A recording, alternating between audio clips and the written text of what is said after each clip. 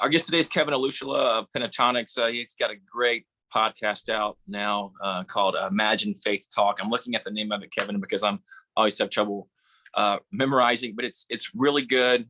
You and your friend Donovan D. Donnell, he's an entrepreneur and a life coach. You guys have done just an incredible job with this. Thank Um, you. Kevin, how did you guys start this? Did it start off just with a Bible session, a Bible study session? How did it get started?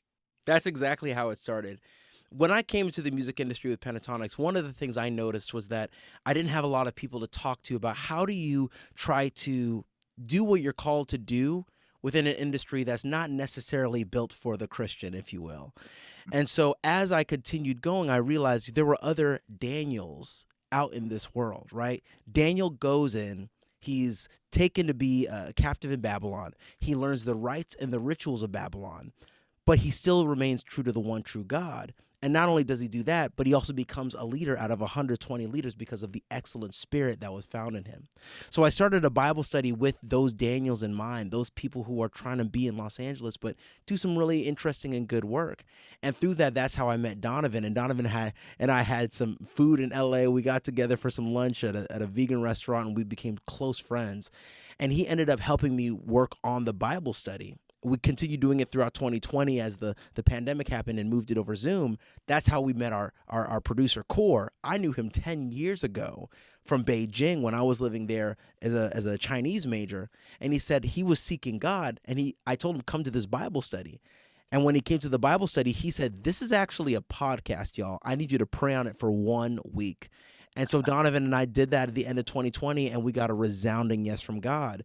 That's the reason we decided to start doing the Bible study and move that Bible study over to a podcast. And we developed it over a year and a half. And now we're getting an opportunity by God's grace to share it with others.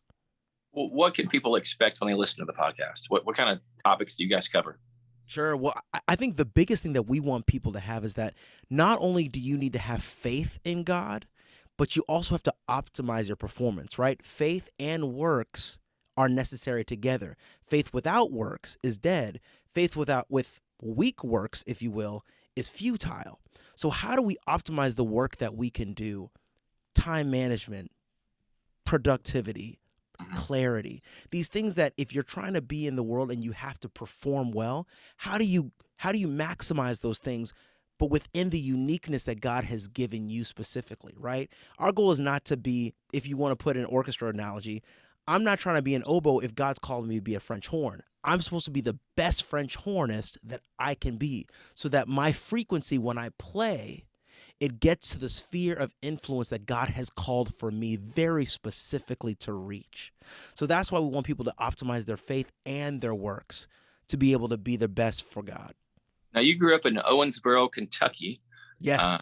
believe I grew up in Tennessee, so we might have been neighbors at some point during there, sort of. But I'm just curious, did you grow up in a Christian home? I mean, how did you come to your faith? Completely. My dad, my mom, they are both very strong Christians, both Seventh-day Adventists, and they always taught me about God. And I always knew that it was going to be an important part of my life. But I think as I got into the music industry, when I finally decided that I wasn't supposed to go into medicine like my dad had kind of helped me, he had his influence on me there. When I decided to go into music instead, I really started to have to trust God because this was not my path. This was not the path that I chose. This was God's path for me. And when I trusted him and I had to dig deep into the word so I could make sure I am still his child, he did things that I could have never imagined, like being pentatonic. Of course, God doesn't promise that exactly, these accolades, but he says that I'm going to be with you, and he has been with me this whole time. How has your faith helped you stay grounded? Because you've had so much success in the past decade or so. And, I've seen you on TV, people watching this have seen you on TV, singing, been to your concerts. How has your faith and it's intersected and maybe helped you stay grounded when you become famous? Sure. Well, I think knowing that I was doing this partnering with God, this was not about the fame for me. And I knew it couldn't be. So I think remembering that whenever I garner accolades, the glory comes to God, right? this is so important for us in the podcast, right? Why do we try to maximize who we are? The purpose is that whenever we go out there and do what we're called to do in the world and we receive those things, because we've done it in partnership with God, now we can't say it was all us. Yeah. That's the difference between a partnership with God and without a partnership with God. A lot of people without God, they say it's me, it's me, it's I. With God, you have now had the partnership to now where you can go back and reflect him. We were never meant to absorb glory. We were always meant to reflect it.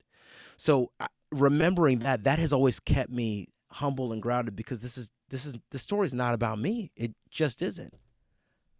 How did you discover, changing topics here, Kevin, how did you discover your talent for beatboxing? Because that's really the only one I've ever met. How did you discover that? I just always made sounds growing up. Like, there wasn't any one time where I said, "Oh, I'm going to be a beatboxer." I just kept making sounds. I'd be driving around with my dad, and I'd be beatboxing, or I'd just making sounds, and my dad would always be like, "Shut up! I'm literally just trying to drive. Will you stop?" But then I found out in high school that this was actually a skill that you could use with vocal groups, even though I didn't have I guess a discipline with it. I just kind of did it for fun. And that's when I kind of just started to take some time to really discipline myself in it. Once again, for fun, not as like a career.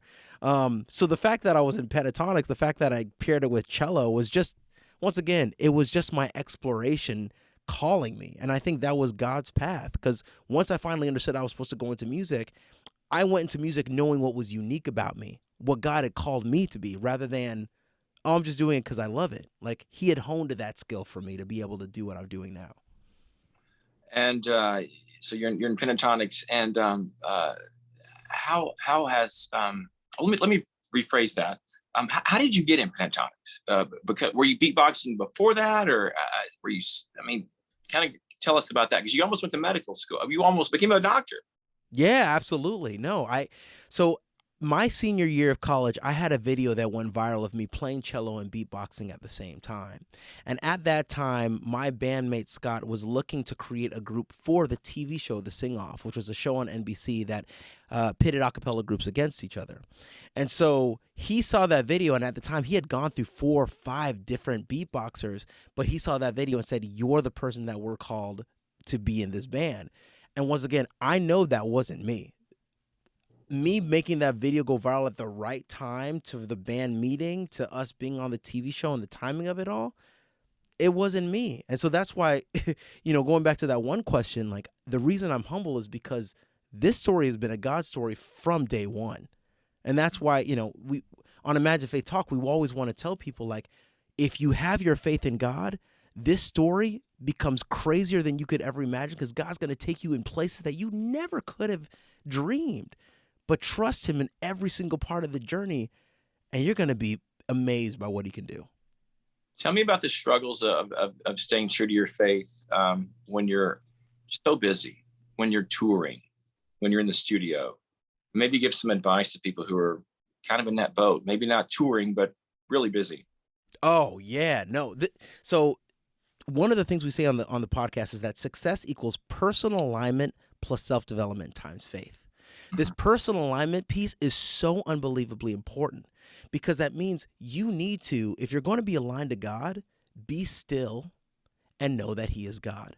So I take so many times out of the day to breathe and meditate on his word, so that I can stay focused on who he is, why he's called me here, and that I can do what I'm called to do in this time, in this present moment, right? Because now I have also developed the skills, the patience, the hard work that is necessary, but I paired that with a faith of God. So that's why I think just being still as much as you possibly can, personal aligning with him, so that you can go into any situation knowing he's with you, and believe his presence is with you more than just feel it.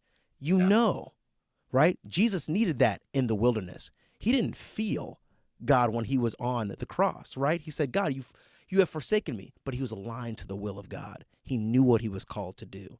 So I think just being still and knowing that he is God constantly helps me in this path. Are there any challenges also? One thing I've noticed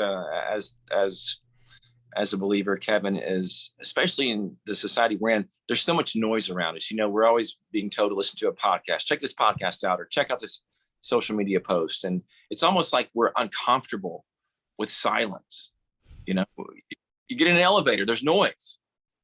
How do you do that? I mean, is that important for you as well? I mean, you're a music person, so you're always listening to music. You're a podcaster, you're always listening to podcasts. So is that important for you as well, just to find time to just not listen to anything except God's? Oh my gosh. Absolutely. One of the things that Donovan on the podcast always says is that we need a regular maintenance, like a regular sanitation system, right? There's a department of sanitation in cities so that they can have sanitation constantly happening throughout their city. We need the exact same thing so that the waste and the toxicity, if you will, of the world can finally come out of us and remember that Jesus is Lord and remember what he's called us to be and being still with him. I think that is so unbelievably important. If you sit with him, he's going to show you, he's going to tell you. And this is the self-development part. You have to be patient with God.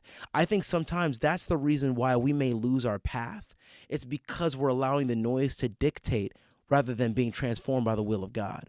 Do not let the patterns and the noise of the world constantly take you off your path. And now you're utilizing the gifts and those uniqueness that God put inside of you, not in the way that he called you to.